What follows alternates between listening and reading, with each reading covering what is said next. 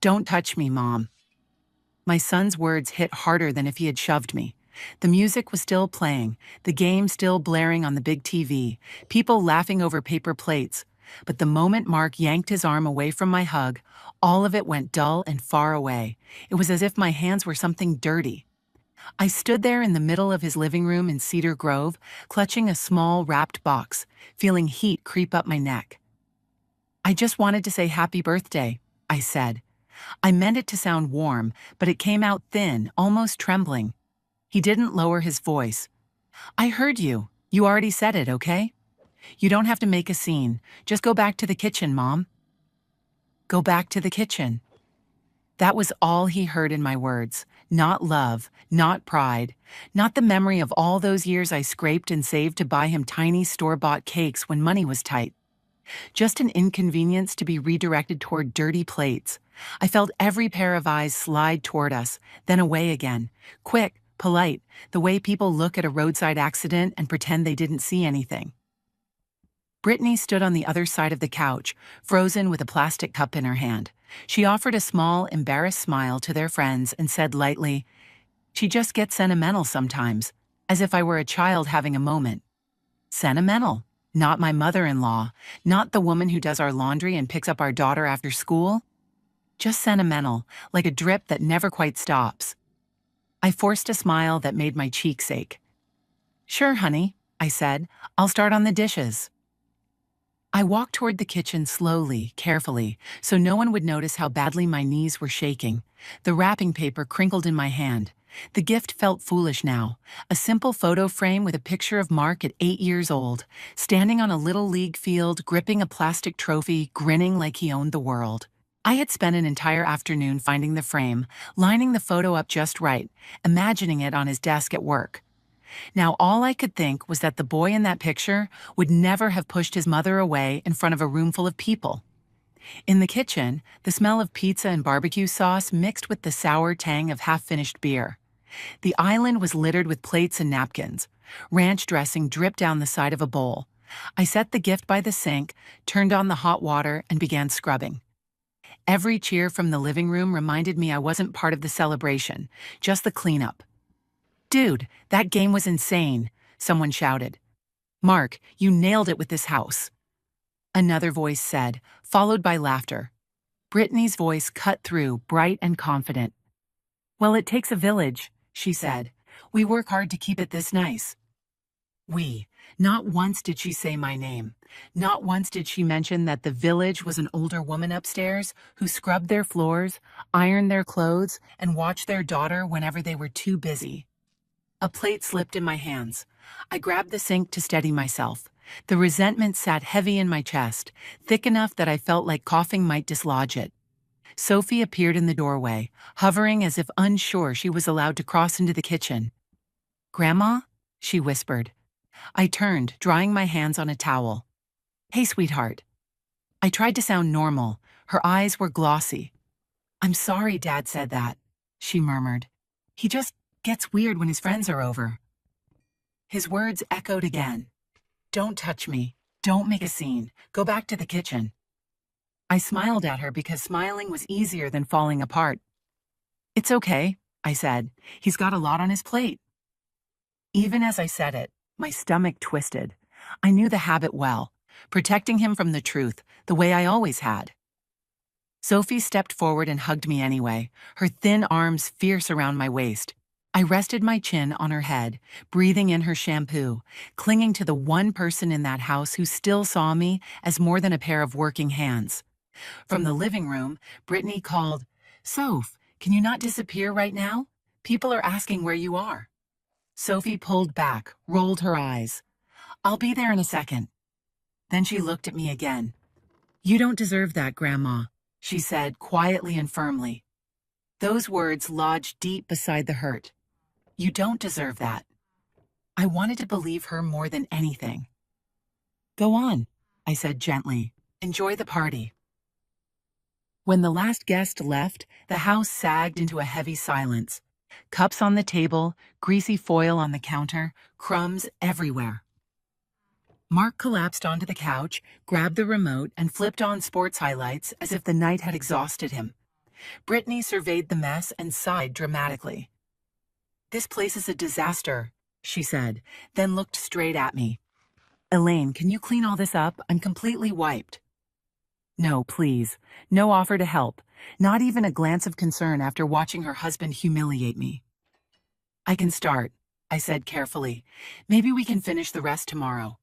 Her eyebrows shot up. "Tomorrow? We can't leave it like this overnight. What if someone stops by?" Mark didn't even look up. "Mom doesn't mind," he said. "She likes keeping busy." Likes. As if it were a hobby. As if my back didn't ache every night climbing the narrow stairs to my room. As if I hadn't moved in because they promised, "We'll take care of you." I swallowed the words burning my throat. I'm tired. I hurt. I matter. Old habits won. I nodded. "I'll take care of it," I said.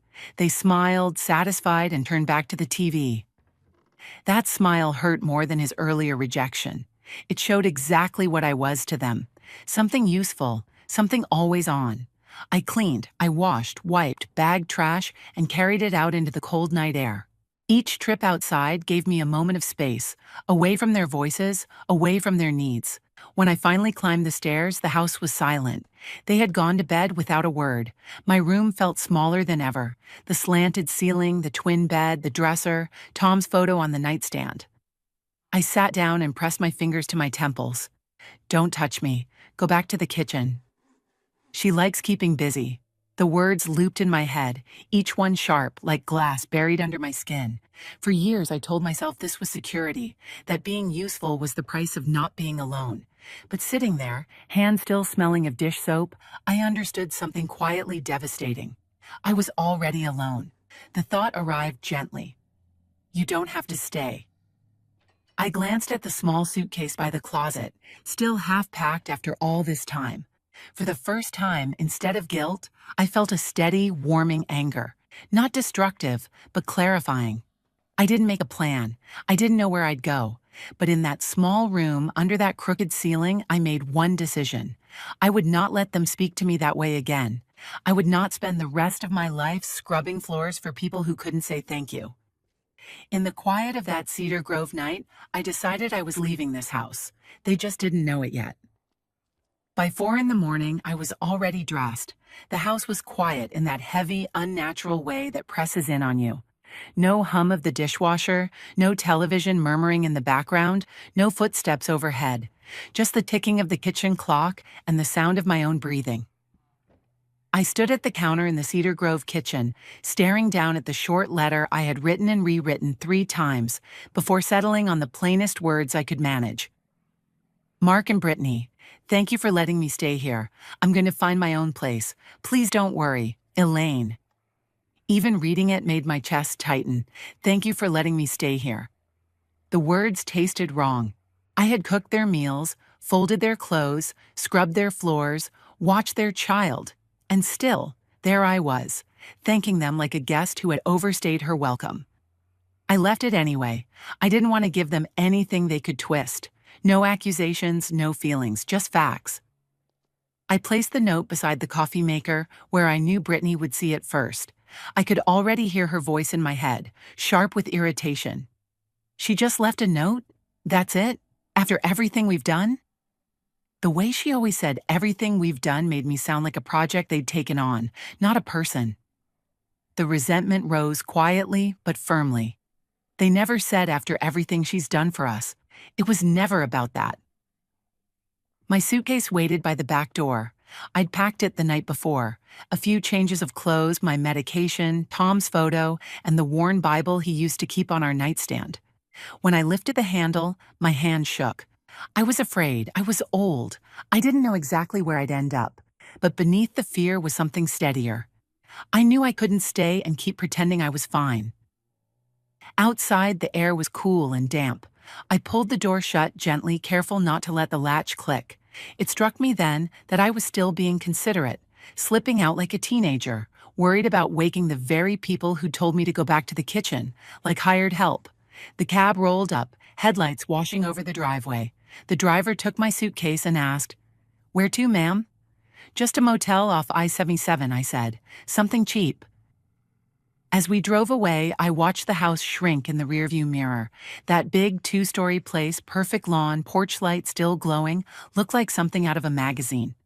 If someone had snapped a photo right then, they'd never see the old woman in the back seat, leaving before sunrise because her son couldn't tolerate a simple hug.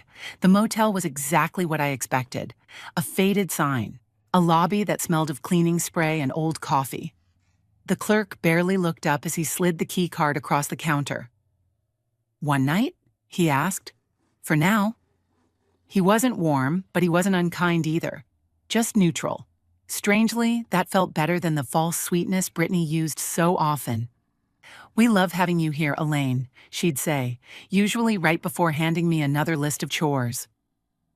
Sitting on the edge of that motel bed, the air conditioner rattling, I finally understood how empty those words had been. She loved what I did, not who I was. I turned on my phone. It didn't take long. "Mom, what is this? Where are you? This is really worrying." I stared at the screen. "What is this? Not 'are you okay?' Not 'what did we do?'" The phrasing made my leaving sound like some inconvenience he had to manage. Guilt and anger tangled together in my chest. I'd spent years smoothing things over for him, keeping the peace. Now that I'd done one thing for myself, he sounded annoyed, not concerned. A few minutes later, another message appeared. "Elaine, this is very sudden. We wish you had talked to us first. Sophie is upset. This is putting us in a difficult situation." Every sentence pressed down on me. Very sudden, as if I hadn't been giving until there was almost nothing left. "We wish you had talked to us first," as if I hadn't tried. In 100 small, ignored ways. Putting us in a difficult situation, as though years of unpaid labor had been effortless for me. They were worried about the hole I'd left in their routine, not the pain that had driven me away. I turned the phone face down and didn't reply. Bringing Sophie into it felt deliberate. Your upsetting Sophie had always been their favorite way to pull me back into line. The resentment settled deep. They were her parents. They should have been thinking about how their behavior affected her, not blaming me for it. After a few days at the motel, I started looking for something permanent. I found a small apartment in an older brick building near downtown Charlotte. The hallway smelled of dust and laundry soap. The floors creaked. It wasn't fancy, but when I stepped inside the empty unit and saw the small kitchen, the living room, the bedroom, one thought filled my mind. This is mine. The landlord, Mr. Donnelly, a stocky man with tired eyes, jingled the keys. "It's not much," he said, "but the heat works and the neighbors are quiet." "It's enough," I told him, and it was. As I counted out the deposit, I thought about how casually Mark and Brittany talked about me living there for free, as if my presence hadn't come with a lifetime of work behind it. Part of me wanted to call them and say, "See, I can pay my own way." I didn't. They didn't deserve the proof. I bought a secondhand couch and a small table from a thrift store. Carrying each piece inside felt like stepping out of a role they'd written for me. That first evening, I sat at the wobbly table with a cup of tea and listened to the quiet. No one calling my name. No one asking where their socks were. No one saying I liked keeping busy. A knock at the door made my heart jump, but it was Sophie, holding a bag of snacks and a small potted plant. "Mom thinks I'm at a friend's," she said as she stepped inside. "The house feels weird without you. Dad says you're just being dramatic. Mom says you'll come back once you cool off." Being dramatic. Cooling off. That was how they explained my leaving, not as the result of years of disrespect, but as a phase. I looked at my granddaughter standing in my doorway, taking in my plain little apartment, still smiling. "It feels better here," she said softly. "It feels like you." For the first time in a long while, I let myself believe someone truly saw me. Not as help, not as a problem, just as myself. Sitting in a small apartment I paid for on my own, farther from Cedar Grove than any map could measure. The envelope Sophie slid across my small kitchen table looked harmless enough. Plain white from a discount store, the kind I used to keep stamps in, but the way her hand trembled as she let it go told me it was anything but harmless. "Grandma, I need you to look at this," she said quietly. There was a tightness in her voice that made my stomach clench. I wiped my hands on a dish towel and sat across from her. Afternoon light spilled through the apartment window, forming a soft square on the table between us. For a moment, I wanted to push the envelope back, tell her it could wait, suggest tea, ask about school. I was exhausted by bad surprises, but instead, I opened it and slid the papers out. The first page had my name printed at the top, Elaine M. Atchison. Beneath it ran a long string of numbers and the words, Home Equity Line of Credit. My heart began to pound, slow, heavy, unmistakable. What is this? I asked, though I already knew. A loan, a large one. Look at the amount, Sophie whispered. My eyes found the number, $68,000. $68,000 in my name, tied to the Cedar Grove address. Heat rushed to my face. I never took out a loan, I said. My voice sounded distant, detached, as if it belonged to someone else. I've never signed anything like this. I know, Sophie said quickly. That's why I printed it.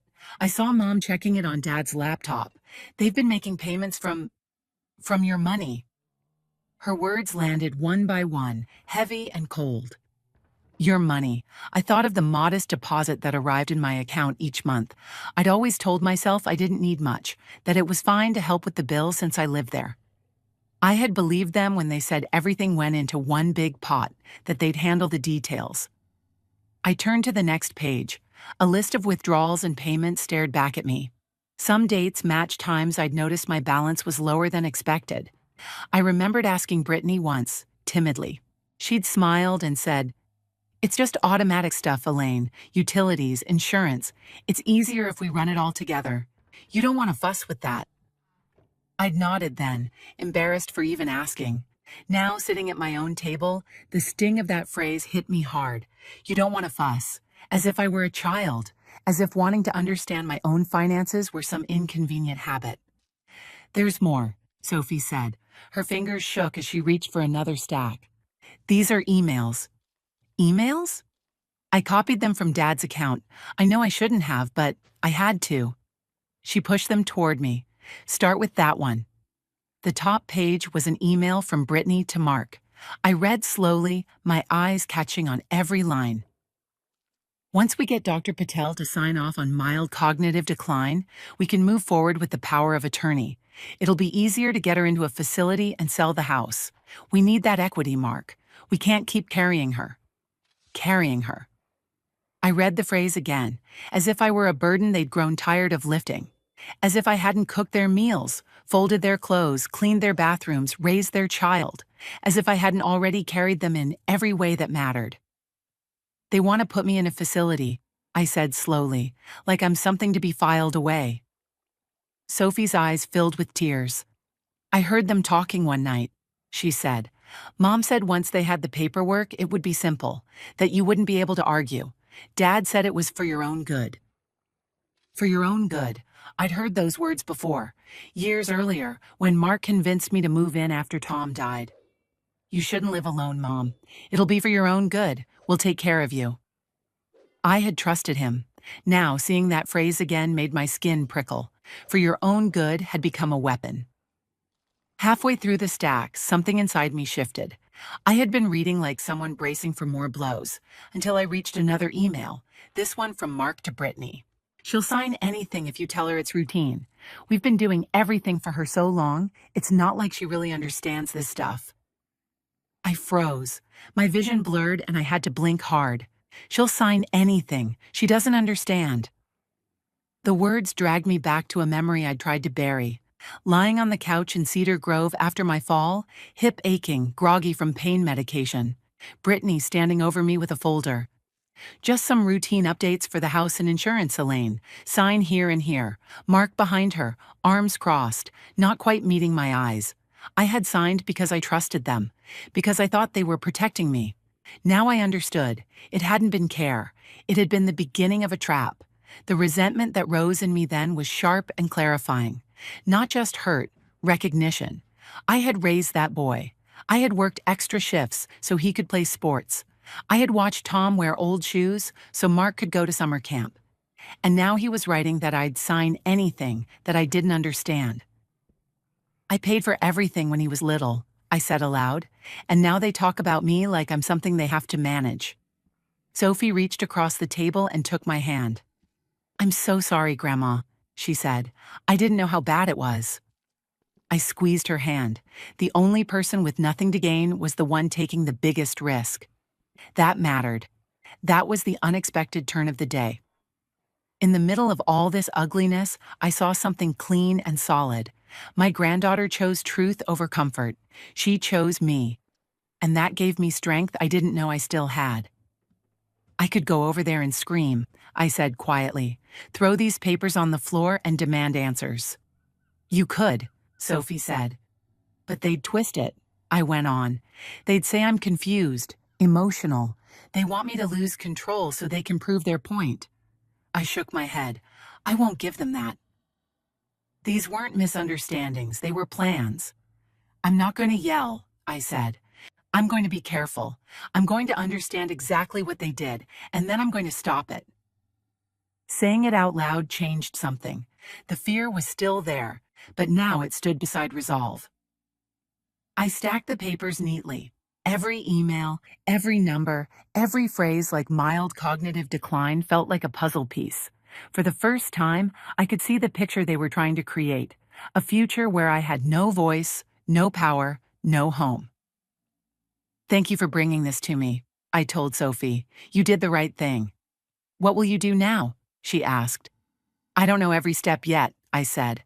But I know this. They think I'm weak, easy to move around. They're wrong. The resentment that once made me feel small now held me upright. I wasn't going to be the quiet, confused woman in their story. I was going to write my own. The sign on the glass door read, Senior Legal Aid Clinic in peeling white letters. If you walked by too quickly, you might miss it entirely, wedged between a laundromat and a dollar store like it was trying not to take up space. I stood there for a moment, gripping my folder so tightly my fingers ached, and thought about how far I'd come from that big house in Cedar Grove. Back there, they acted like they were doing me a favor. Here, I was asking for real help. Inside, the waiting room was small and plain. A row of metal chairs, a coffee pot on a side table, a bulletin board crowded with flyers about housing, benefits, and scams. The woman at the desk looked up and smiled. A normal smile, not the brittle, performative kind. Good morning, do you have an appointment? She asked. Yes, I said. Elaine Atchison, 10 o'clock with Michael Chen. She checked her list and nodded. You're right on time. He'll be with you shortly. Have a seat. That simple respect almost made my eyes sting. No one here treated me like a nuisance. No one told me I was being dramatic or needed to calm down. It made Brittany's old line echo in my head. Elaine, you don't need to worry yourself with this stuff. We've got it under control. Those words had once sounded soothing. Now, with the folder heavy in my lap, all I heard was, stay out of it. Let us do what we want with your life. Michael appeared a few minutes later. He was shorter than I expected, with kind eyes and a tired suit that looked like it had seen too many long days. Ms. Atchison? He said. Yes. I'm Michael Chen. Come on back. Let's take a look. In his small office, I sat across from him and opened my folder. My fear spilled out in paper form. The loan statement, the copied emails, the bank printout Sophie had brought me. I don't really understand how all this works, I admitted. I just know it feels wrong. He didn't interrupt while I told him everything. Moving in after Tom passed, the fall in the kitchen, the routine papers I'd signed while I was in pain, the loan I hadn't known existed. I watched his expression change when I repeated the line from the email. Once we get Dr. Patel to sign off on mild cognitive decline? He shook his head slowly. You're speaking clearly, he said, and you're recalling detailed events. I don't see any indication you can't make your own decisions. Hearing that from someone who didn't owe me kindness felt like an anchor dropping inside my chest. How many times had Mark laughed and said, Mom, you're forgetting things again, when I mixed up a date or asked him to repeat himself? Always with a smile, always with a small edge. Over time, I'd started to doubt myself. Sitting there, I realized how much those casual remarks had chipped away at my confidence. Every year confused, Mom was another brick in the case they were building against me. Michael lifted the loan statement. Did you ever go to this bank to sign anything? He asked. No, I said. I've never been there, not once. Then that's where we start. he replied. We contact the bank. We request records. We get facts. Piedmont Savings and Loan looked like any other bank. Polished floors, smiling posters, fake plants trying their best. A woman in a blazer led us to a small office in the back. I'm Rachel O'Neill with Fraud Prevention, she said as she shook our hands. When she spoke, she looked at me, not only at Michael. That mattered more than I expected. Michael laid it out calmly. My client did not authorize this line of credit. She never came here to sign anything. She did not apply online. We'd like to review your records.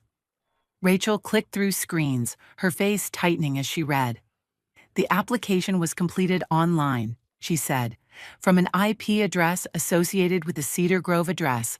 The email on file is not yours, Ms. Atchison. It belongs to your son. The words hit even though I'd already suspected it. Hearing it from a stranger made it official, made it real in a way I couldn't excuse away. My son had sat in that house, opened his computer, and put debt in my name. All those times he'd said, "Don't worry about the details, Mom, I've got it," rushed back at once. I had mistaken that for care. Now it sounded like control. Those words weren't meant to protect me. They were meant to blindfold me. Rachel clicked again. We have an electronic signature for the loan, she said. Let me pull your original signature card from when you opened your personal account. She brought both up on the screen side by side. Even from across the desk, I could see they didn't match. This doesn't look right, she said carefully. Ms. Atchison, did you ever sign for this loan on a tablet or electronic pad? No, I said, and this time my voice didn't waver. I did not sign anything for this loan anywhere, ever. Rachel nodded once. All right, here's what we're going to do. We'll place an immediate freeze on the line of credit while we investigate. We'll also stop any automatic payments coming from your account until this is resolved. We take this seriously. For a brief second, I pictured Mark's reaction when the payments stopped. I could already hear him. Mom, you didn't tell us you were doing this. You're making things difficult. We were just trying to manage everything. That word, manage, made my jaw tighten. He spoke about me like I was an account to be handled, not a human being. Weeks later, when Michael said it was time to meet with Mark and Brittany, I agreed, but only in his office, with him present. I was done having hard conversations on their territory. They walked in together, dressed in their respectable clothes. Mark avoided my eyes at first. Brittany wore a tight smile that didn't reach her face. Mom, Mark began, we could have handled this as a family. Going to a lawyer and a bank, this makes us look bad. The resentment rose so fast it almost made me dizzy. Makes us look bad. Not this was wrong. Not, we're sorry. His first concern was appearances, not harm. Brittany added smoothly, we were taking care of everything for you. You know you don't like dealing with paperwork. Michael didn't let me answer. Your mother is capable of dealing with paperwork, he said. That's evident. What's also evident is that this line of credit was opened without her informed consent, using your credentials. The bank has confirmed that. He slid the documents across the table. I watched Brittany's eyes land on her own words in print. Mild cognitive decline. We can't keep carrying her. Her mouth tightened. Mark finally looked at me. Mom, we didn't mean it like that, he said quickly. We were just trying to plan. You worry so much. We were trying to handle it for you. There it was again. Handle it for you. Every time he said it, he erased my right to make my own decisions. Underneath it was the same message. You can't be trusted with your own life. The old habit of protecting him stirred in me, desperate and familiar. I pushed it down. I am not a piece of furniture you can move around and finance, I said quietly. You used my name and my money without my permission. That isn't planning for me. That's using me. They both started talking at once. Brittany tried to paint it as a misunderstanding. Mark blamed the bank, the system, confusing forms, anything that didn't require him to say the one thing I needed to hear. Not once did either of them say, I'm sorry I did this to you. It was all stress and pressure, and how hard things were for them, layer after layer of excuse. Each one only fed the resentment, sharpening it into something steady. Michael laid out the terms. Here's what happens next, he said. You will sign documents today revoking any authority over your mother's finances. You will sign a statement acknowledging this line of credit was opened without her informed consent. The bank will work with you on repayment. If you refuse, we will pursue additional legal remedies." Mark's eyes flashed. "So you're threatening us?" He snapped at Michael. I looked at my son. "This isn't a threat," I said. "It's a boundary. You crossed it. Now it's being put back where it belongs." They signed. I watched the pens move across the pages. Each stroke felt like a small repair, something being stitched back together inside me. The hurt didn't vanish. The resentment didn't evaporate. But alongside it, I felt something I hadn't felt in a long time. Control. Months later, when foreclosure notices started landing in their mailbox, Mark showed up at Michael's office again. This time, his shoulders were slumped, his voice lower. "We're going to lose the house," he said. "Is there anything you can do?" I listened as Michael explained the situation, careful and clear. Then I spoke. "There is one option," I said. "I can buy the house. Through Michael, I have enough saved, and with the bank's terms, it's possible." Mark's face lifted, hope flashing across it. "So we can stay?" "No," I said, and my voice didn't shake. "You will move out within 30 days. You will sign papers acknowledging what you did. After that, the house is mine. You will have no say in it, and you will never again speak for me or touch my accounts." Shock crossed his face. Brittany looked angry, then afraid. Part of me, the old part, wanted to soften the edges, to make it easier for them. But then I remembered every mom, "You're confused," every Elaine, "Don't fuss with this," every decision made above my head like I didn't exist. My resentment kept my spine straight. They agreed because they had no better choice. When we stepped out of the office, the sun was bright on the sidewalk, and for the first time in a long time, I felt like I was walking under my own name, not as someone's burden to be managed, but as a woman taking her life back, one signed page at a time. When the closing papers were finally signed and the keys lay on the table between us, Michael smiled and said, "Congratulations, Elaine. It's yours." Mine, the Cedar Grove house, the same place where I'd once been told to go back to the kitchen, now had my name on every line that mattered. For a moment, I just stared at the keys. I thought about all the nights I'd scrubbed those floors for free, all the times I'd been told I liked keeping busy, as if I were some kind of appliance. Owning the house didn't erase that resentment, but it changed how it lived inside me. Now, every time I remembered their words, I also remembered this. In the end, they had to hand it all back. The move-out was ugly in small, quiet ways. No shouting, no dramatic scenes, just sharp little cuts. Mark avoided my eyes as he carried boxes to the car. Brittany moved through the house, muttering things just loud enough for me to hear. "I can't believe we're being pushed out of our own home," she said once, standing in the kitchen doorway. Our own home. The way she said it, you'd think I had never lived there, never cooked a single meal. The familiar resentment rose in my chest. Even now, they spoke as if I had taken something from them, instead of facing the truth, that they had tried to take everything from me. I didn't respond. I just watched her pull a framed photo off the wall and drop it a little too hard into a box. At one point, Mark stopped in the hallway, glancing around as if the house no longer recognized him. "We wouldn't be in this mess if you hadn't gone to that lawyer," he said quietly. I looked at him for a long moment. "You wouldn't be in this mess if you hadn't used my name and my money behind my back," I replied. My voice stayed calm, but his words still stung. Even now, he wanted to blame me for protecting myself. That told me everything I needed to know about where his priorities still were. After they left, the house felt hollow. Empty closets, echoes in the living room. I walked through each room slowly. In the kitchen, I ran my hand along the counter where I'd spent countless hours cooking for people who complained more than they thanked me. Upstairs, I stood in the doorway of my old narrow room and whispered, "Never again." Never again would I live tucked into a corner of a house I helped keep standing. I didn't move back in. That surprised everyone but me. My apartment in the city felt like my own skin now.